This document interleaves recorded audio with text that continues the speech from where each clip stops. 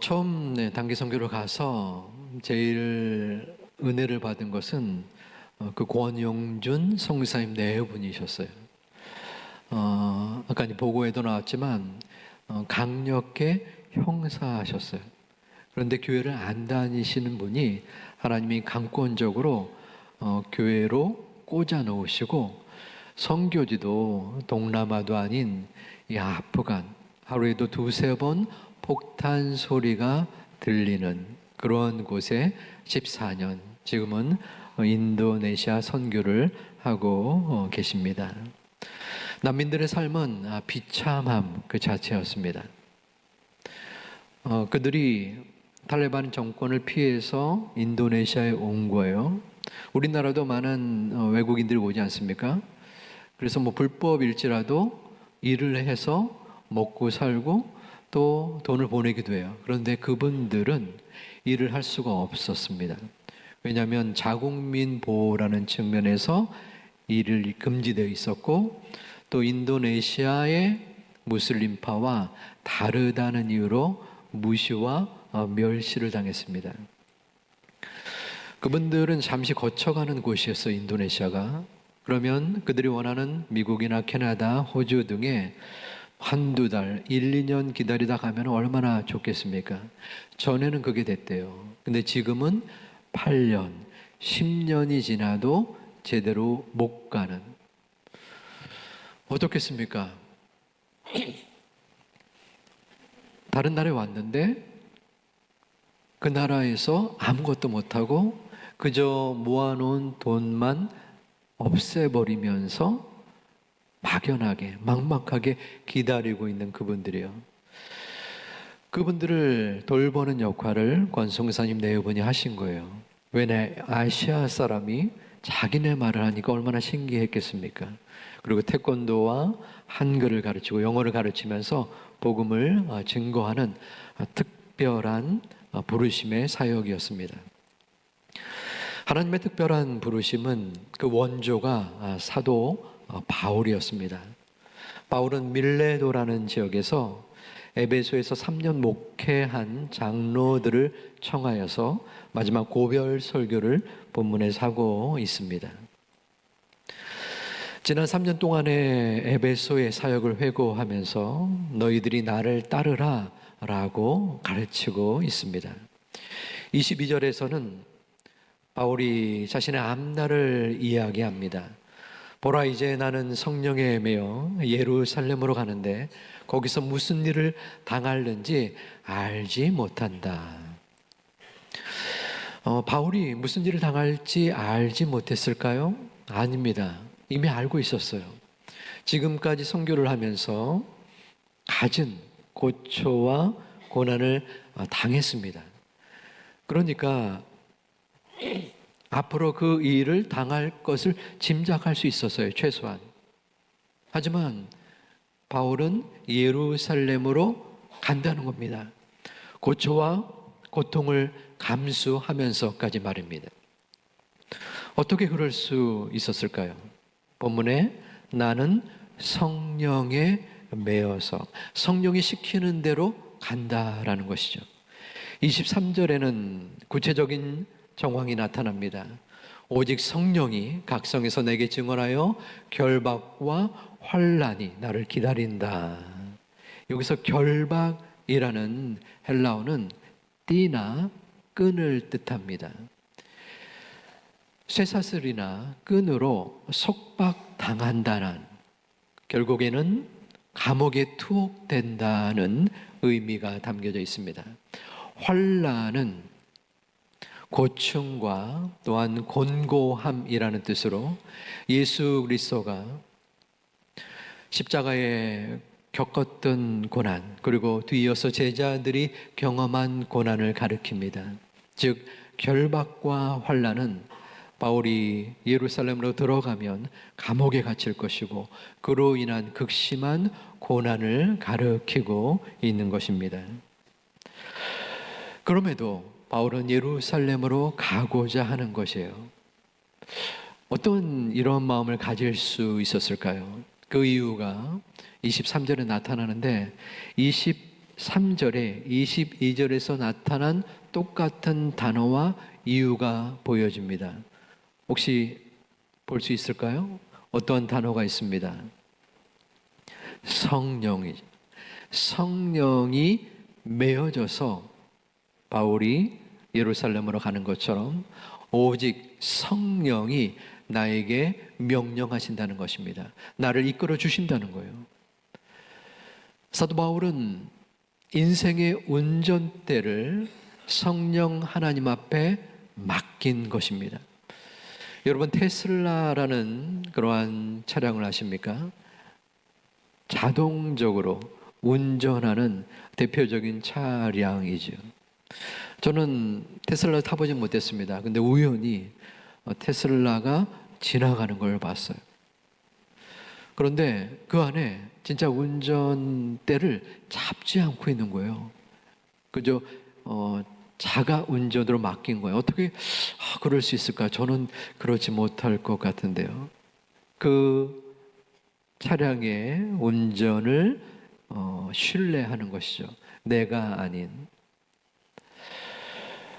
바로 여러분들은 인생의 운전대를 잡고 있는 것입니다. 여러분의 운전대의 목적, 그리고 운전대를 움직이는 분은 여러분입니까? 아니면 하나님이십니까? 저희들은 선교 현장에서 선교의 운전대를 하나님 앞에 맡겼던 선교의 모습을 보았습니다. 우리 보고르라는 지역에 우리가 갔었는데 거기에 선교 센터가 있었습니다. 그 센터의 이름은 TRC였어요. TRC는 여기 보시다시피 테바 리퓨지 센터의 줄임말입니다. 그 앞 글자를 따서 TRC라고 합니다. 테바 난민 센터인데 거기에 로고가 보이는데 그 로고 안에 보여지는 배의 모습이 있죠. 바로 생명선과 같은 존재를 이 테바 선교센터, 난민센터가 하고 있는 것입니다.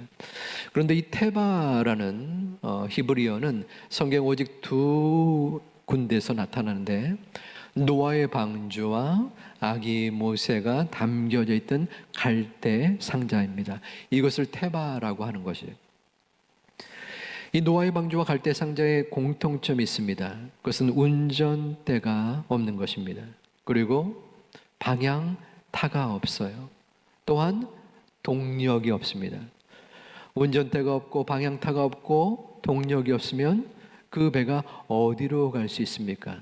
그저 바람이 이끄는 대로, 정확하게 말하면 하나님이 이끄시는 대로 가는 것입니다.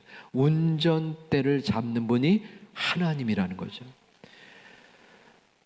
선교사님과 그 난민의 크리스천은 자신들이 이 난민 선교센터 테바를 이끄는 존재가 아니라는 것을 알고 있었습니다. 그 난민 선교센터를 이끌고 운전하는 분이 하나님이요. 그 하나님께서 난민의 신분으로서의 막막하고 보잘것없고 비참했던 그분들에게 복음을 증거하기 위하여 그 센터를 사용하시고 선교사님을 통하여 복음을 전파할 수 있었던 것입니다. 내 스스로 내가 인생의 운전대를 잡았다라고 그리고 끌고 왔다라고 생각하지만 정작적으로는 하나님께서 우리를 인도하여 이곳에 있게 한 것입니다. 저는 생각을 해보았어요. 나의 인생의 운전대는 어떠했는가? 내 인생의 운전대를 내 생각대로 내 계획대로 잡고 많은 노력을 했던 것 같습니다. 성공하기 위하여, 남들에게 인정받기 위하여 모든 가진 총력을 다했던 시간들이 있었습니다. 하지만 하나님께서는 그 모습을 보고 싶지 않으셨던 것 같아요. 아니다. 내 인생의 주인, 내 인생차에 운전하는 존재가 네가 아니라 바로 나다라고 말씀하시면서 저를 교회로 다시 불러주셨습니다.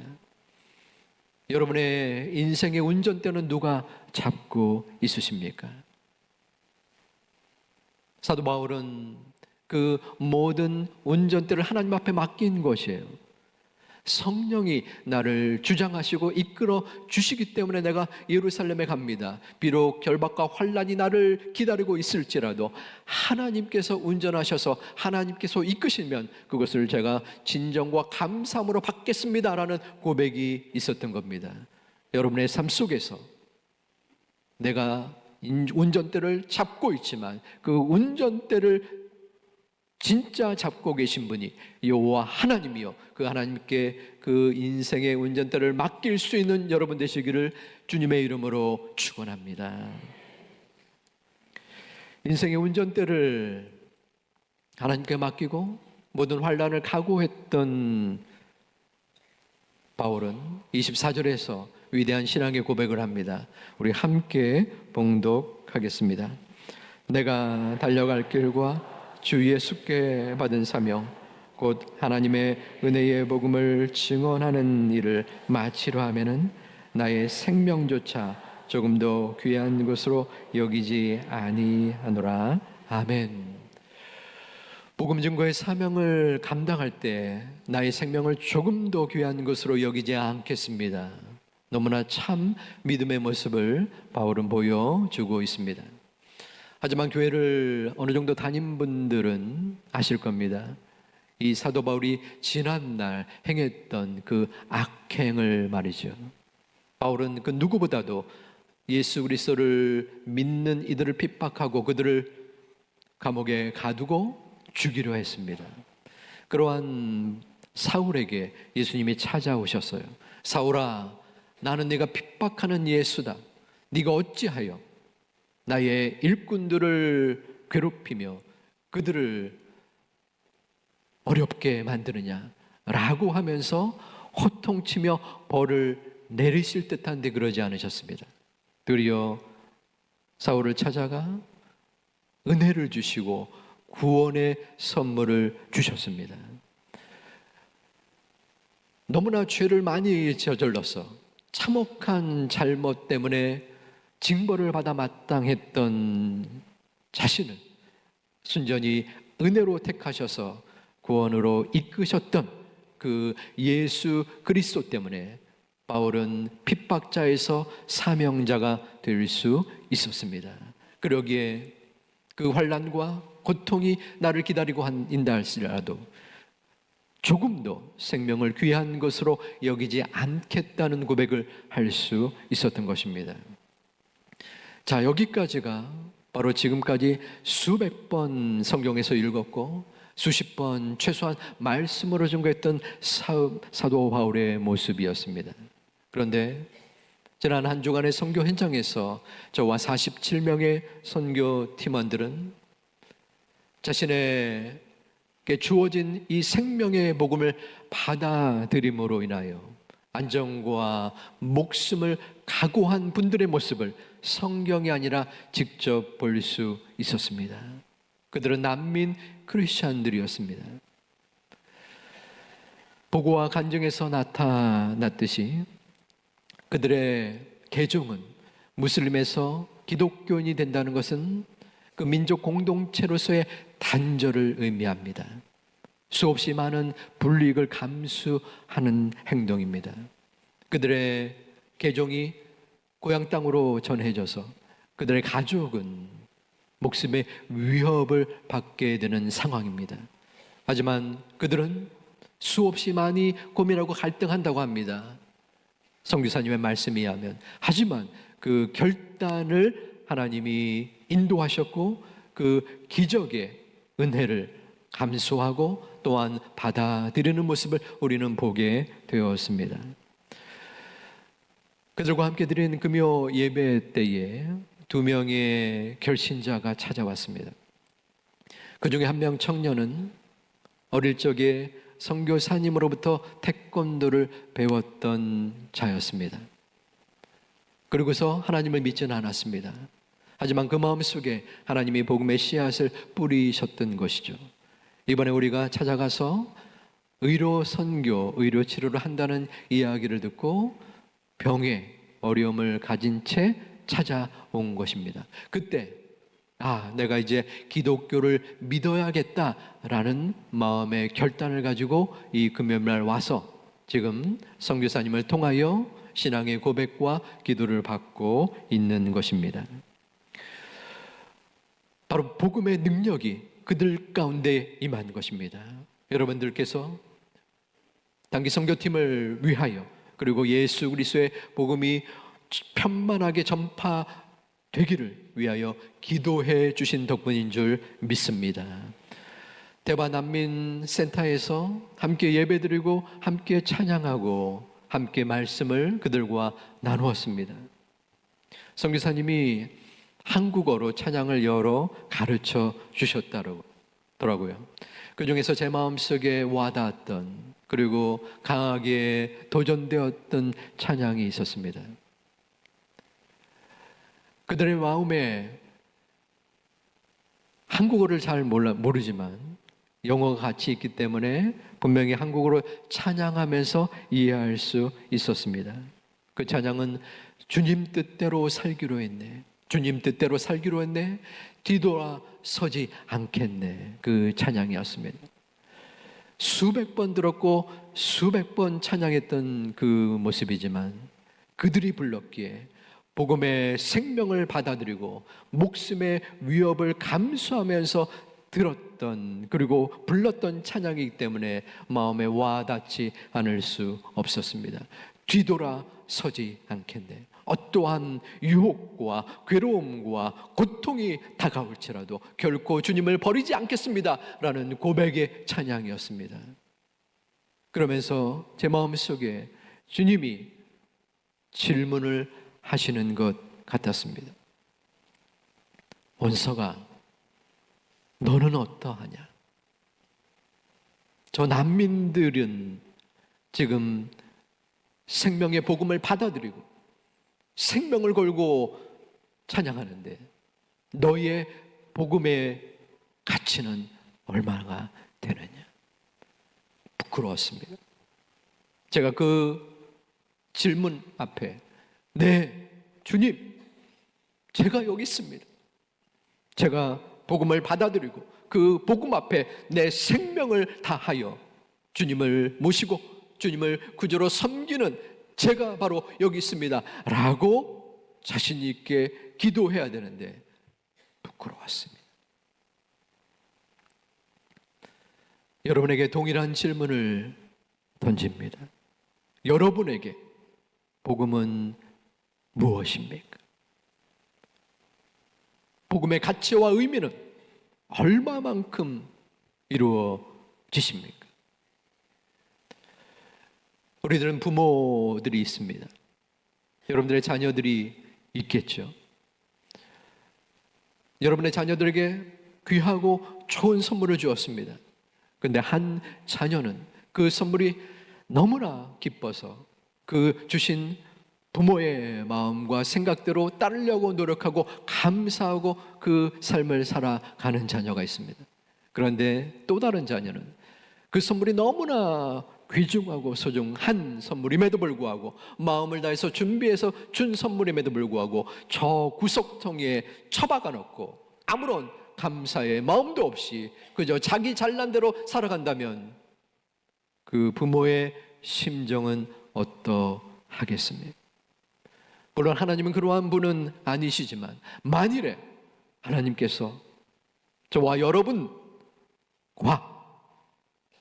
저 인도네시아의 난민을 바라보면서 어떠한 마음을 갖겠습니까? 적어도 그분들은 내가 받은 구원, 내가 받은 생명의 복음 때문에 주님을 바라보고 주님을 경배하고 이 땅에 문제와 어려움과 고통과 절망이 있을지라도 주님을 의지하는 모습을 보이지만